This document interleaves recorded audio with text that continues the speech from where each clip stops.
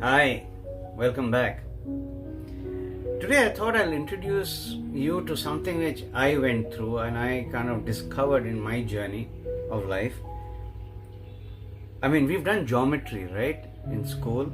So we've had rectangle, square, triangle. So something interesting with a triangle or a cone. So I made this little paper cone just to show you. We as human beings, as I discovered, have three stages when it comes to stability, when it comes to balance. What I call as equilibrium, and it's called as equilibrium also. So, if you have the cone upside down like this, okay, put it on a surface, you think it'll stay? It won't, right? It'll topple this way or that way, front or back. But it'll never remain vertical like this. If you put it like this on a surface, again, tendency for it to roll from side to side. It will not be stable. The only way it will be stable is if it's like this. Neither will it roll, neither will it topple. The same thing in our life. You draw a parallel to the cone. The first stage is called restless equilibrium. Restlessness, where the individual, doesn't matter about the gender, doesn't matter about the age, doesn't matter about experience. None of them hold true here. It's just about the individual. This person, this individual, in a restless state of equilibrium, is someone who's very insecure, highly emotional, can get triggered into any kind of action which is harmful because they are just not able to steady themselves. Very, very restless. In all probabilities, these individuals end up hurting themselves more often than they should, let alone other people, because they are constantly toppling. They are constantly toppling. And they are not able to understand what's happening with them. That makes them more agitated. So it's called restless state of equilibrium or imbalance. The second stage is known as the imperfect stage, which is this one, which just rolls from side to side. A wee bit better than the first one because they have a better surface, but they keep rolling. They again are not steady or stay in one place. These people are not able to make a decision. They get influenced very easily. They get swayed very easily by someone who comes across a little more powerful, a little more strong, a little more convincing, and these guys just fall for it. Now, when I say guys, I mean guys and girls also.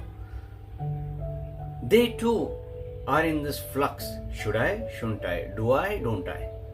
All the time worried what kind of an output will come out. All the time worried who's going to say what. All the time worried. That's the reason why they keep rolling. They keep rolling. They are the people who burn out very, very fast. Like I said, they are better than the first one, which is the restless stage. Those guys who are killing themselves, these guys burn out.